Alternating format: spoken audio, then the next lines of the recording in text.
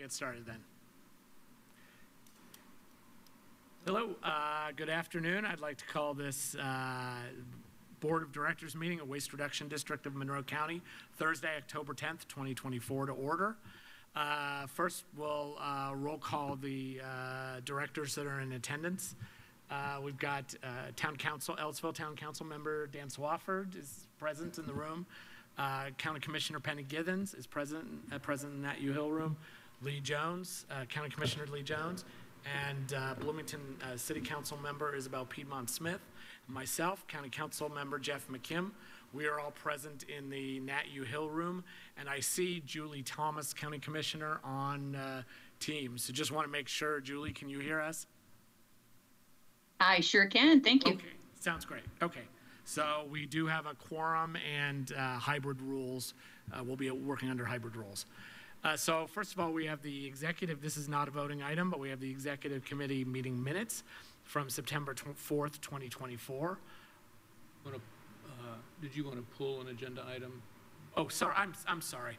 Yeah, I should have let everybody know that we are actually going to pull agenda item number 7, the resolution to amend service agreement for multi-dwelling complex composting pilot program, for the reason that we're just waiting on input from city legal. So there's no point in approving that until we get input from legal. Thank you for reminding me. All right, so anything about the executive committee meeting minutes, anything you want to call to our attention? Not off the top of my head, no, apologize, but necessarily ready to all right, highlight anything. Any comments or questions from anybody? Seeing none, we'll move on to the approval of Board of Directors meeting minutes from September 12th, 2024. And this is a voting item, so I'd entertain a motion for approval. I move approval of the Board of Director meeting minutes from September 12th, 2024. We have a motion? Second. We have a motion and a second.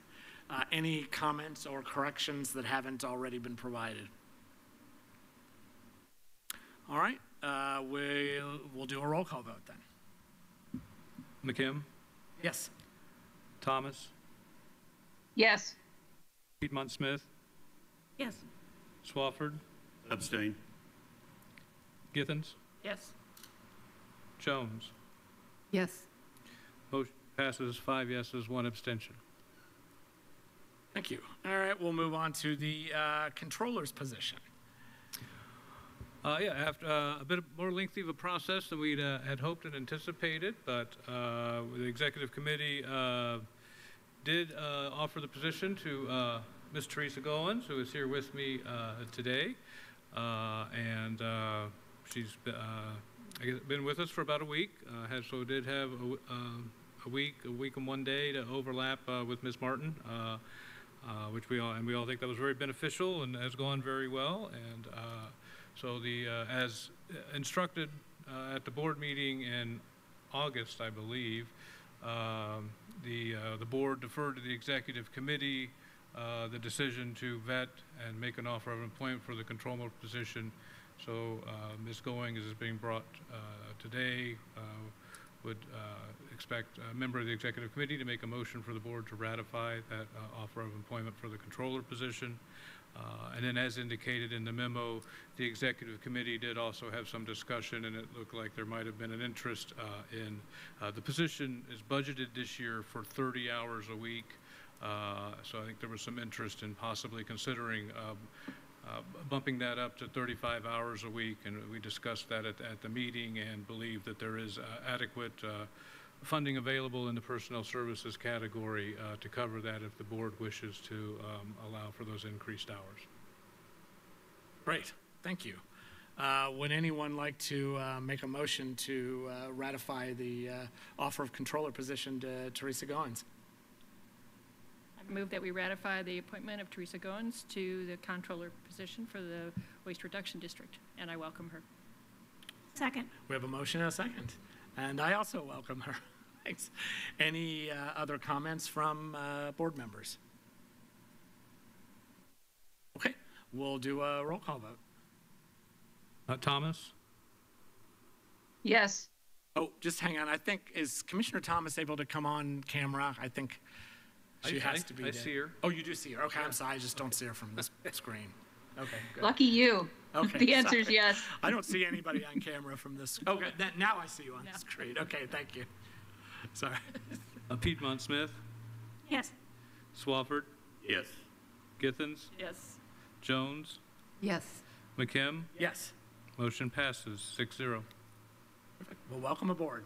I'd also like to make a motion to increase the weekly hours for this position from 30 to 35 hours for the remainder of 2024. Second. We have a motion and a second. Any comments? This was what was recommended to us by Kathy Martin, so because of the complexity of the position. And it's already budgeted for 35 in 2025. Correct. To me, it certainly makes sense to make that, make those hours available in 2024, just as Teresa's getting started. So I'm all in favor of it, and it sounds like you're able to make it work with existing appropriations. I believe we will be able to, yes. So, Okay. Any other comments? All right. We will do Can I ask for a clarification, given the hybrid rules? Is this considered a financial decision where you must be in person to vote? No. It's not a raising of a tax rate or establishing. It's not of a a tax budget rate approval, or a or budget I just approval, was, right. wanted to clarify. Okay, thank you. Great. Okay. Well, we will do a roll call vote then. Piedmont Smith, Yes. Swafford, Yes. Githens, Yes. Jones, Yes. McKim, Yes. Thomas. Yes. Motion passes 6-0. Terrific. Thank you. All right. We will move on now to the controller's report. And I'm not sure which incoming or outgoing controller is going to give the report. I think Miss Martin is going to give her swan song today. And so today is literally her last day of day with the board or with the district. So, That is correct. all My right. final controller's report. The cash flow summary is on page 9 of your board packet, and the operating balance as of September 30th was $4,221,566.83. September 30th balance for the closure bond debt was $30,383.51. September 30th balance for the capital account was $45,877.41. And the September 30th balance for the landfill post-closure account was $790,483.18. The individual cash flow statements for each of those counts are on pages 10 to 15 of your packet, and the operating fund graph is on page 12. Questions on the account balances? Let's see. Any questions from the right? From the left? They all look really healthy. And on teams. Okay. Well, thank you. And we look forward to hearing the same report from Ms. Goins next month. All right. So we'll go on to payroll and claims. On page 16 of the packet, you have a total for payroll and claims for approval since our last meeting in the amount of $166,614.83. Backup for those numbers is on pages 17 to 38. We had one claim that we sent for approval this week on Wednesday, and that was in the amount of $360. And documentation for that claim was included in the Wednesday email. And this is for a new vendor, Shredding and Storage Unlimited, that we needed to have approved to add to the approved vendor list.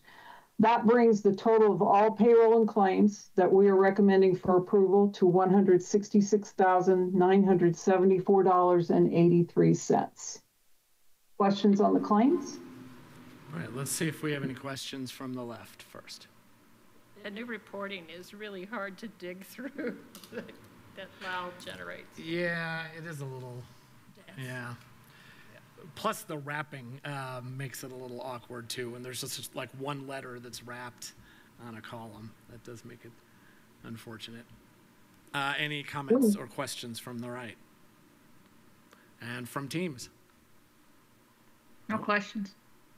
Okay, thank you. I'll entertain a motion for approval of payroll and claims.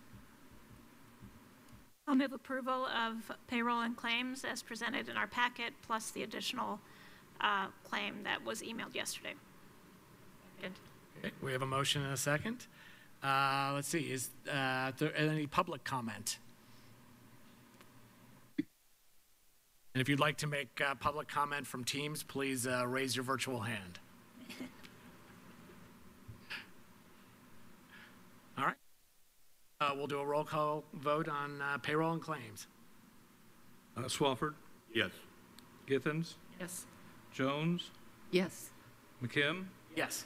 Thomas, Yes. Piedmont Smith. Yes. Motion passes 6-0. And could I have a couple of minutes here real fast, please? I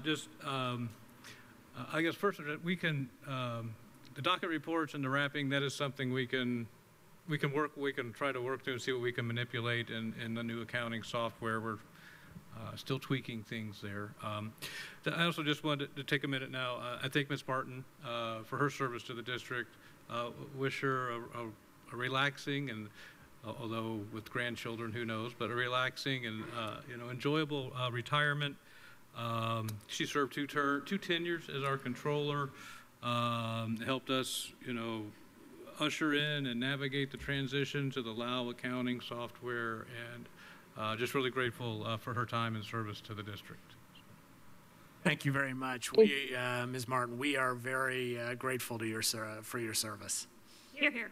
Thank you. Yes. I have greatly appreciated and enjoyed working with everyone. So thank you. And so you're not really retiring, are you? You're still going to teach. I'm just retiring down to 2 jobs because I still have my own business and then I teach at Ivy Tech. But, I got the grandkids now, so that's another job. That's a fun job. So That sounds great. I look forward to seeing you next week at the Hoosier Hills Food Bank book sale. I will be there. Excellent. All right. Thank you. Thanks for Thank that, you. Tom, All right. Let's move on to the Back to Earth composting pilot update. Mr. Winia from One Sustainable Joe is here for that agenda item. Hello, is my microphone on? Yes, good. Afternoon, board members. Thank you for your time. Just have a couple of updates once more about the Back to Earth composting pilot program. And it's as noted on page 39 on the packet. And the first one is that Harmony School reached out with an interest in participating in the program. But because the service agreement is geared towards multi-dwelling complexes, we were considering amending the agreement as made between One Sustainable Joe and the district to be able to include Harmony School as a participant as well. And that was the next item on the agenda, but was the item that was tabled because we are still waiting to hear back from the city in their co-funding on that change. So that was the first, and we will discuss that probably at the next meeting, I presume. And the second is that, I guess, now that we have set up funding for a second phase of the program, we are approaching the end of the first portion. And so in discussions with Mr. McGlasson, we were discussing, I guess, opportunities or methods to transition from one phase to the next with respect to the funding, and we're considering wrapping up the existing agreement on the end of the calendar year because there are, I guess there's, as shown on the letter in the packet, only one site so far has concluded its partner period, and there are still 3 more that will be carrying over into the next calendar year. But for the, I guess, ease of budgeting and clarity, we were considering ending the existing agreement at the end of the current year, which I will also note in the packet has an error in the years on the timeline.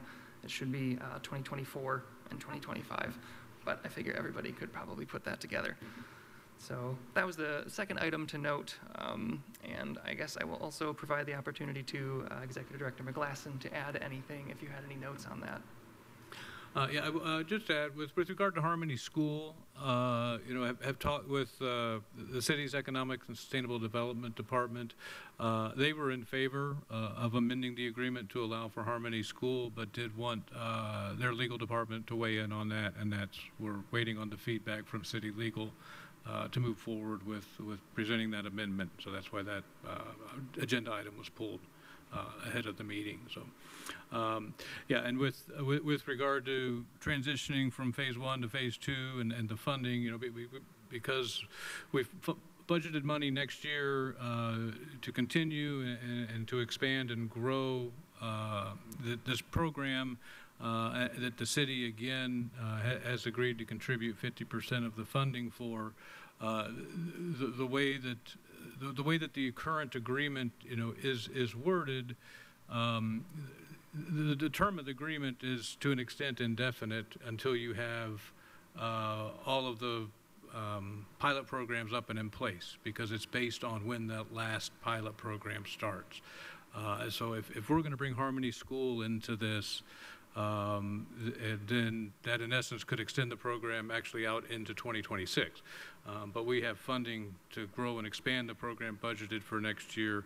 And the city's Economic Sustainable Development Department is in agreement that it would make sense, and the language of the agreement does allow for early termination. It would make sense to wrap that agreement up this year and enter into a new agreement at the beginning of 2025 for the funding that's budgeted next year to continue with what we have and grow and expand that program. So. Great. Okay, does anybody have any questions for either Mr. Winia or, oh, go ahead, please. I was just wondering if before the end of the year, maybe at our December board meeting, we could have a report on the successes that you've had so far with the sites, you know, how much waste diverted, how many residents are volunteering, and how it's going. Yeah, absolutely. And I should have actually mentioned that was part of the contract as well, to include a final report following the end of the pilot phase. So since we'll be wrapping that up, I will actually be working on that soon and was hoping to present that at the next meeting. Excellent, So, thank absolutely, yes. Great. So hopefully we'll also have the contract at the next meeting as well. We did discuss the Harmony School at the exec board meeting, and I am certainly in favor of this for a number of reasons. Partly, well, I think it was one of the articles you gave us that indicated when students at school start composting, they take it home with them in terms of instituting those kinds of programs at home. And so it's a community-wide effort that then can occur. Yeah, there are a lot Same of is true with recycling too. Yeah, exactly. A lot of advantages to including that age group as well in the program.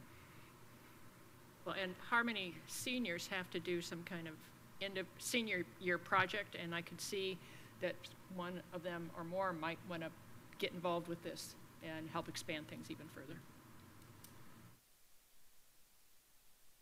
Any questions? All right, thank you very much. Don't go anywhere because the next item is the CAC report. Right, I will cover that one as well since I'm here. I do apologize for not providing an item to add to the packet, but there were only a couple of things that I'll just list verbally.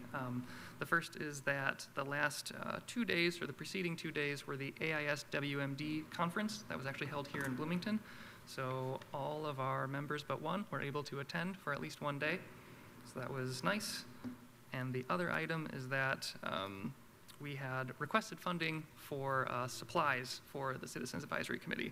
And we did take a small step in creating our first supply item, and that was identification for members of the Citizens Advisory Committee, so that when we attend events, we can be recognized for our, I guess, role with the district.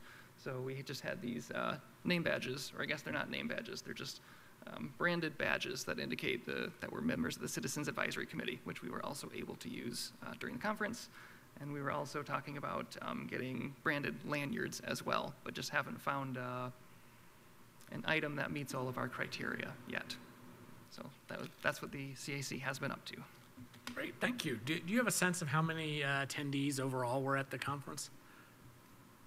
Terrible at approximating numbers, but I'm going to go with around 50. 46, I believe. Good call. That's pretty good. Excellent. Okay. Good. Well, I'm glad we were able to host that conference, and I'm glad that the CAC members were able to attend as well. So Appreciate the funding for it. great. Thank you. Any questions for Mr. Winia or for the CAC in general? No. Thank you very much. You. All All right, we'll move on to staff reports or department reports. As Mr. Windy mentioned, the association conference was just the past couple of days. It was here in Bloomington, so roughly about 20% of those attendees were Waste Reduction District of Monroe County staff or CAC members. We were well represented at the conference this year, which I think is great, and it's great to have it.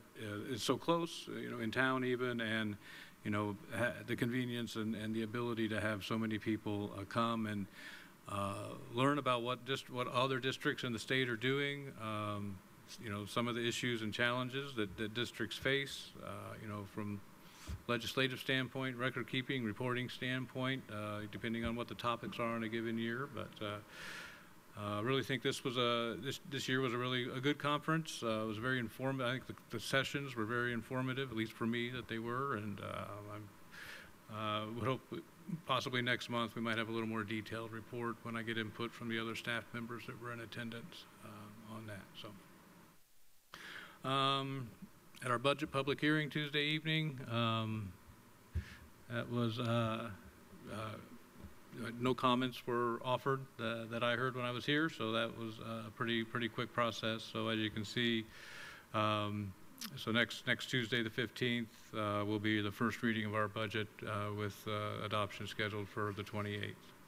One correction, I believe that actually Mr. Davis did actually make a public comment. Yes, so Mr. we Davis did actually have a public comment. Yes, well, he did comment, not specific to the budget, just positive comment about the district's services, programs, and what our mission is and what we're trying to do. Plastics in general. And he did want a little more assurances that plastics are being recycled, which is understandable given some of the stories and rumors that are out there regarding plastics collection and recycling across the country. Also, you can see we did just recently completed an audit for the years 2020, 21, 22, and 23. You all should have received an email regarding the scheduling of that exit conference, which all board members are invited and entitled to attend. There are no issues with quorums at an audit exit conference. So. Certainly hope that anybody that's interested is able to attend that. Just one more bang to send Miss Martin out with as wrap it up with an audit. So. What fun. The last thing that I want to highlight is the last bullet point under my general updates. We've been talking with City of Bloomington and City of Bloomington Utilities about trying to get a little bit, expand a little bit behind our South Walnut Recycling Center. Utilities has been doing some work down there, I think in preparation of trying to move their administrative offices to the property that was formerly the Winston Thomas plant.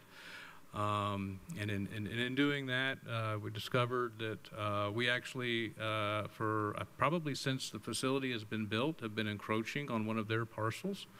And so it just kind of made sense that it'd be nice for us to have a little extra space back there, make it easy. We do have semi trucks that come in for pickups and deliveries, and with our storage units and vehicles that we have, it's tight for those trucks to get in there and turn around. So it'd be nice to have a little extra space.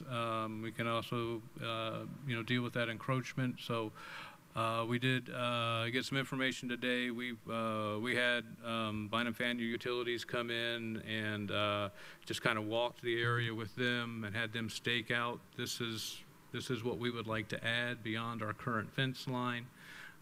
Utilities said they didn't see any problem with that, so we're going to have Bynum Faneuil write up all the legal description, the necessary paperwork, so that appraisals can be done and we can, negotiate what it would take for the district to acquire that property, which of course would come to the board for approval. I am still shocked that it took that long for that encroachment to be discovered. You'd think that somebody would have seen that at some point, but yeah. But it was because of a tree falling also, right? Yeah. We even found out about it, yeah. Wow. Okay, thanks. Any questions for Mr. McGlasson? Okay. I have a question. Are you going to talk more about the media summary or not? I can if you'd like me to. I don't, I guess from my perspective, that it's cut and dry. That is, it is what it is. We certainly, I'm happy to answer questions about it. If you want more specific information, specifically with the Effect TV summary, I mean, we get from Comcast, we can get what commercials ran, how many times and when, and we can, provide that kind of detail if you're interested in that. Well, what I'm more concerned about is the fact that Comcast, I think that their subscribership has been decreasing some, and you only get those if you have Comcast as your internet provider. So maybe a consideration of expanding, not dropping Comcast, but expanding to other internet providers, whether it's Smithville or some of the others. I think we recently, through our county clerk's office, learned that the current reach for Comcast is about 40,000 households. Is that correct? So there are a number of people we're not able to reach throughout the county with this. That is something I had thought about discussing with Ms. Pokral, who manages our our media. But yeah, I agree with you. I don't know that we want to move completely away from Comcast, but I think that we need to broaden that reach through other service providers that we could get our commercials out on. Thank you. All right, any other questions? Thank you. All right, let's see. I think we move on to Mr. Long. Hi, everyone. I will start with the materials for the arts. I want to say thank you to Alex Chambers. He reached out to our supervisor at Material for the Arts about doing a podcast, invited me, Tom McGlasson, and Mary to answer some questions and be part of it. And it's been a real success. I met with a couple people today that didn't know nothing about it. We had one lady come down Tuesday, ask if she could volunteer where she could learn more about it. So she's going to start volunteering once a week just to help and learn more what can go on. The podcast is named, I want to make sure I tell you right. The podcast is Your Trash is Mary's Treasures is what he named it. So I've had a lot of people, like I said, 3 or 4 different people today I met with that told me they listened to it and had no clue about the program, and they was really intrigued. So I do want to say thank you to Alex for doing that. And I'll move on to hazardous materials. So with the conference, I was there yesterday and I met with a lot of the other directors. The lithium batteries is a problem. Large lithium batteries is a problem at every county right now. For the last couple of weeks, I've met with the local deputy fire marshal. The problem is with them, they want us to have a separate building outside with a 200-foot radius to store large lithium-ion batteries only. And we just don't have room for that. But with that being said, I met with some other vendors, and I'm working on a way to ship them to other vendors. I've done some Zoom meetings, I've sent out some emails, and got some really good feedback of how we can be a part of it and be involved. And there's a few more steps, but I think we will have something in place soon. Going back to the fire marshal, they are trying to put a training together next year because of budget reasons for lithium batteries on how to store them, how to handle them, how to ship them, and the dangers that's involved. And they did invite us to be a part of it. So I want to say thank you for that if it happens. All the training that we can get on this right now is great because, some of the other districts has had multiple fires, and we want to, make sure we're up to date on everything. The used oil, I will say Bethel Lane, me and staff was out at Bethel Lane. We cleaned up the oil mess that was out there where somebody put a lot of water and stuff in there. We got the tanks pumped. We switched out some tanks. We got a little bit more cleaning to do first thing in the morning. We put down oil dry and cleaned up the mess, and it will be ready to go first thing in the morning. With that being said, we're getting a lot of contamination of water in our oil right now. The vendor's telling us it's 95% water, which is a lot. I went out with him when he pulled us some samples. I know one of the samples he pulled was at least 50-50 water to oil. I see myself. So, we're going to have to watch that a little bit where we're getting more oil than water, or if there is water and oil mix, we need to get that in the antifreeze tank, not the oil tank. Oily water can go mixed in with the antifreeze because that's exactly what it is. It's oily water. We don't want that in the oil.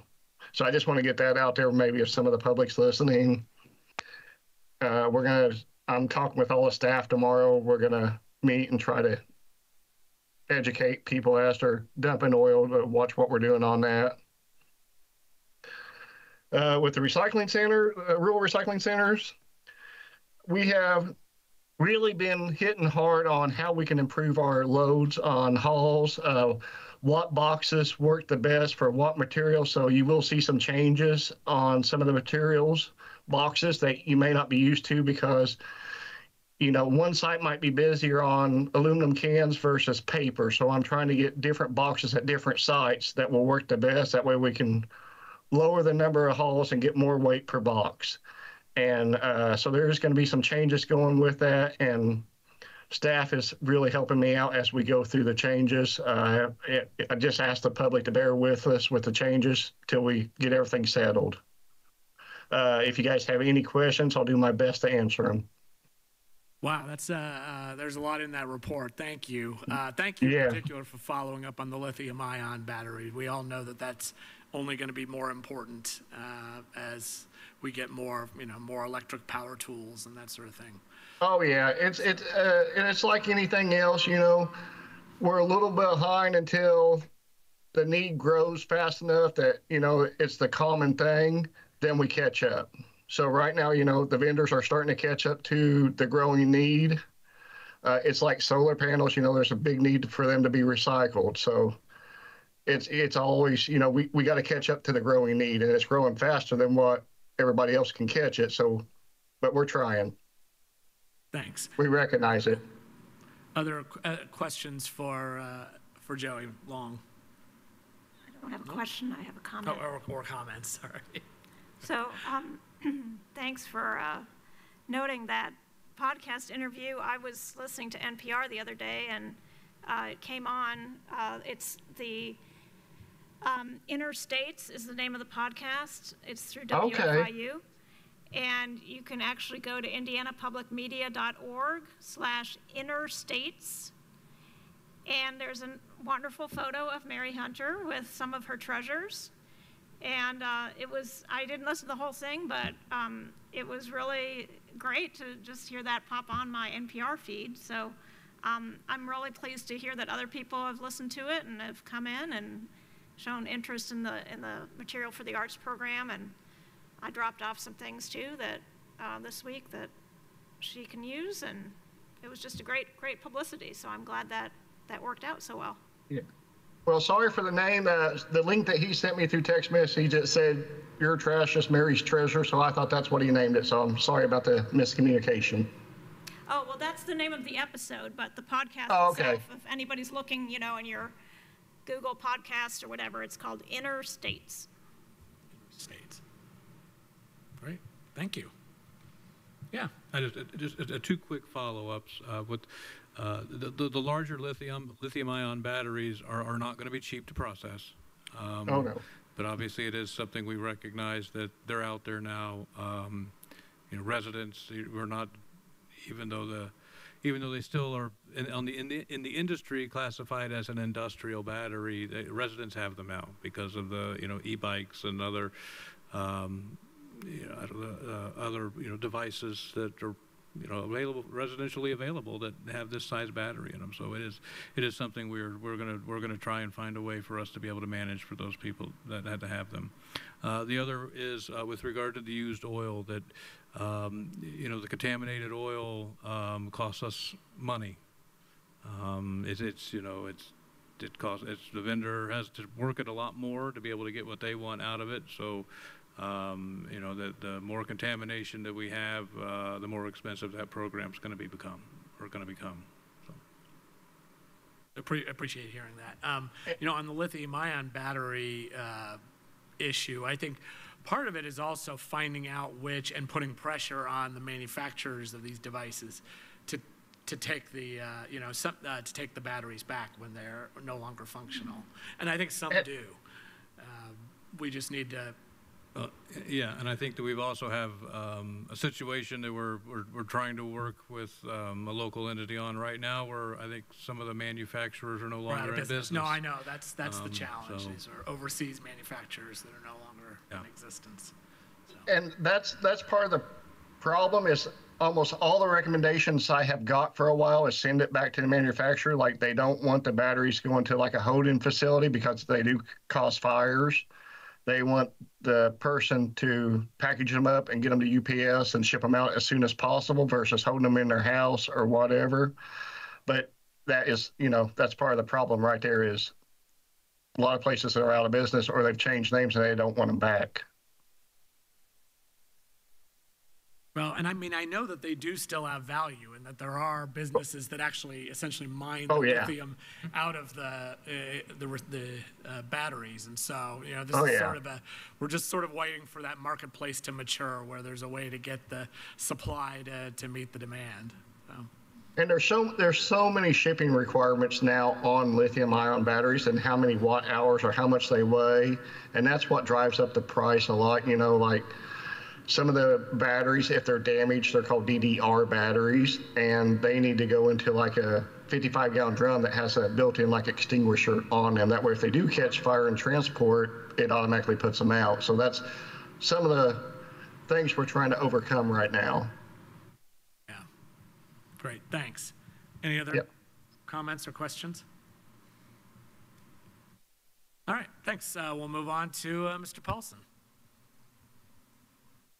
Hello. The only thing I would really point out, my report that is there is that when I wrote the report up, I had not received a response from ITEM in regards to our May groundwater. I just received that earlier this week, which confirms this was the first water sample that we did with our new statistician company, Atlas, as we changed over from AECOM, and everything went very smoothly. We were able to remove, at least in part of our what we call a short list for our arsenic assessments, we were able to remove 8 pollutant parameters, as we have not had any detections of those, which is good because that's less that we have to test for on a regular basis. We still have to, every third event, test for what we call the long list, which is everything that we've had a detection on and various state-required lists of things that is expensive. But for these in-between samples, that saves us money in our lab costs and stuff. So I take that as a positive. And then we're basically right now starting to prep for our November groundwater. Right now, I just turned the water treatment plant back on at the landfill as I'm trying to, myself, Danny, and Mary Beth are trying to remediate some vegetative weeds that are in that pond. So I'm trying to draw the pond down so we don't, hopefully not have as crazy an issue as we've had before where we've had to drain the entire pond to eradicate those weeds out of it. So we're trying to, I'm working with Bynum Faneuil, and we're trying to get the water lower so that we can get in the pond and try to remove those now as opposed to later, and hopefully that will work, but only time will tell with that. So, and then compliance is doing what compliance is doing. Our adopt a road numbers are kind of hit or miss depending upon the weather, and it's been nice out, so we've had a lot of groups more recently, but everything is kind of moving along the way that we hope it would. So if you guys have any questions, I'll be happy to answer. Thanks. Any questions or comments from the right? Nope. From the left? From teams? Nope. All right. Thank you very much, sir. Anything else from staff? Mr. McGlasson? No, don't believe so. All right, we will move on to public comment. If there are any Members of the public who would like to make comment on anything that's not on the agenda today, please either come forward in the Nat U Hill room here or raise your hand on Teams. Seeing none, we'll move on to comments from directors. Are there any comments from directors from the left? I want to remind the public that the Hoosier Hills Food Bank book sale starts a week from today, and the first day there's generally either a $10 charge, or if you are a veteran, you get to enter for free. But this is an incredible way that our community supports reducing, recycling, reusing different items. And it's not just books, it's also CDs, videos, puzzles, one or two other items too. But please come out after the first day. It's free for entry, and I think by the last day you can buy a bag of books for $5 or something like that. So My wife always winds up with a box of books from the sale. That's fantastic. From the right, please. Just once more, I want to welcome our new controller, Teresa Goins, and thank our outgoing controller, Kathy Martin, for her excellent service in round 2 of her participation with the district, and wish her well. You're here. Thank you. I appreciate that. And comments from teams? No comments. Nope. Thank you, everyone. All right. Well, thank you very much. This meeting's adjourned. Have a great afternoon.